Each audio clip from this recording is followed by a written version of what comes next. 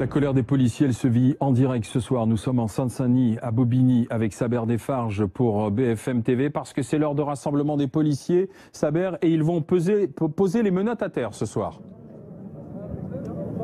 Exactement, c'est ce qui est prévu, des menottes qui vont être déposées d'ici une minute à l'autre devant la préfecture de police de la Seine-Saint-Denis. Vous le voyez, il y a beaucoup de policiers présents déjà qui ont répondu à l'appel de l'un des syndicats de police, SGP Police 93.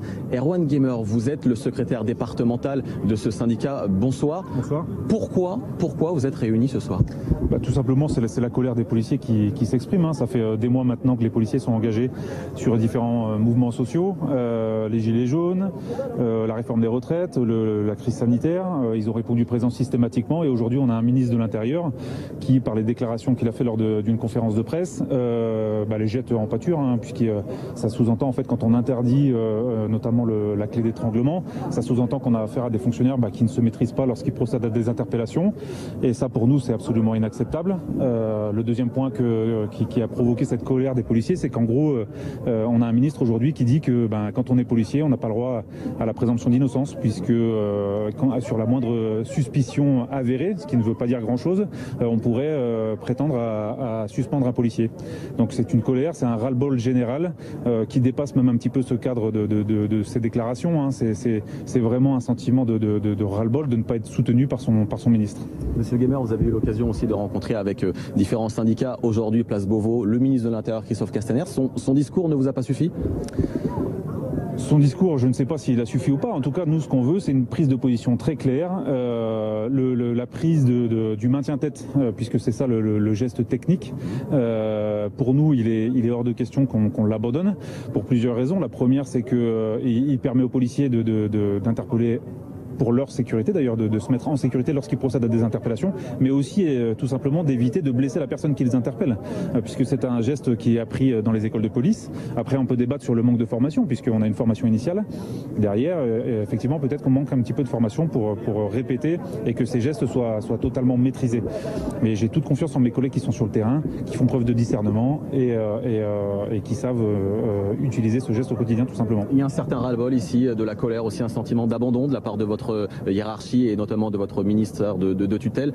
Jusqu'où êtes-vous capable d'aller? Est-ce que ça veut dire que dès demain, on pourrait organiser par exemple une grève, différents piquets de grève ces prochaines semaines? En tout cas, des actions sont prévues, ça c'est sûr. Si le ministre ne change pas de cap sur ces sujets que sont la présomption d'innocence sur des suspicions de racisme et sur la clé d'étranglement, ou plutôt le maintien-tête, effectivement, il y a d'autres actions qui sont programmées et je pense que les policiers aujourd'hui, ils lâcheront pas tant que le ministre ne reviendra pas sur ses déclarations. Merci Monsieur Gamer. Je vous laisse un instant. L'expression d'un ras-le-bol qui est même un petit peu plus large que ça, puisque je pense que je ne me trompe pas trop à dire que les policiers sont vraiment exposés depuis maintenant de nombreux mois. Ils ont toujours répondu présent. Il y a eu beaucoup de débats sur des techniques de maintien de l'ordre lors de mouvements des Gilets jaunes, qui a énormément exposé les policiers dans l'exercice de leur mission. Peut-être que ça a aggravé la fracture entre la police et la population. Et aujourd'hui, on a un ministre qui n'hésite pas à lâcher ses troupes et qui provoque ce sentiment de colère qui est persistant depuis de nombreux mois maintenant. Il y a ce dépôt de menottes, mais il y a aussi votre posture, mine de rien, qui est adoptée ici même à Bobigny. Le fait de vous mettre comme ça dos à dos, c'est aussi une image forte que vous voulez envoyer au ministère de l'Intérieur? On peut parler de symboles aussi, c'est-à-dire que aujourd'hui on a des policiers qui n'hésitent pas à s'exprimer et à nous faire remonter à nous les représentants du personnel qu'ils ne voient plus en Christophe Castaner la personne légitime pour occuper ce poste, parce qu'un ministre de l'Intérieur, je pense que une partie en tout cas de son rôle, de sa fonction, c'est de défendre les policiers. Et quand des polémiques sont attisées sur des propos comme ils ont été récemment par des personnalités qui ne représentent en plus, je ne sais pas qui le représente, mais en tout cas ils se permettent de prendre la parole pour jeter en pâture des policiers qui eux ne font que leur travail et sont républicains. Je pense que voilà, c'est le rôle du ministre, c'est aussi de défendre ses troupes. Il y a aussi la question du racisme et notamment cette volonté lundi, c'est ce qu'a annoncé Christophe Castaner, de suspendre tous les officiers qui rencontreraient une suspicion avérée d'un cas de racisme. Cette mesure-là aurait été retirée, en tout cas, c'est ce qu'a annoncé le syndicat Unité après la réunion Place Beauvau. C'est vrai, vous êtes d'accord aussi avec cette décision? Il estime, Christophe Castaner, qu'il a commis une erreur lundi.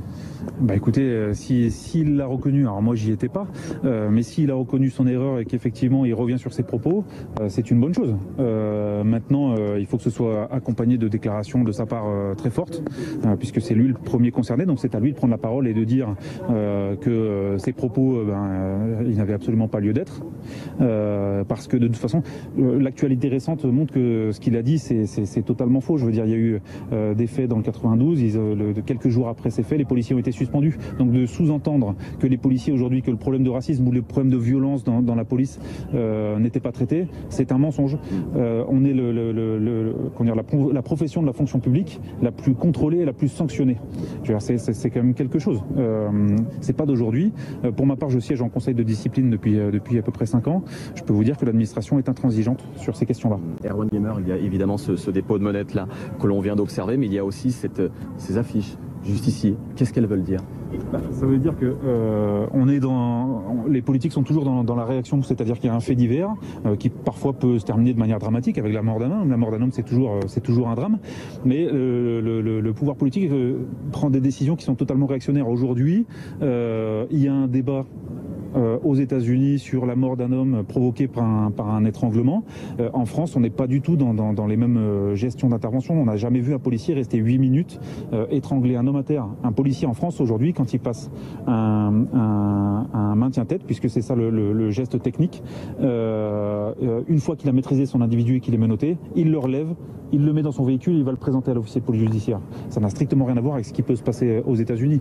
Donc si on est dans une politique réactionnaire à dire aujourd'hui il y a eu malheureusement la mort d'un homme probablement par le fait d'un étranglement et qu'on interdit l'étranglement, ça veut dire quoi? Ça veut dire que demain un braquage qui va mal tourner, le policier va faire usage de son arme, on lui retire son arme. Qu'est-ce qu'on fait après? Merci Erwan Gamer, merci. Retrouvez toute notre actualité sur videopolice.com, la chaîne YouTube d'Unité SGP Police.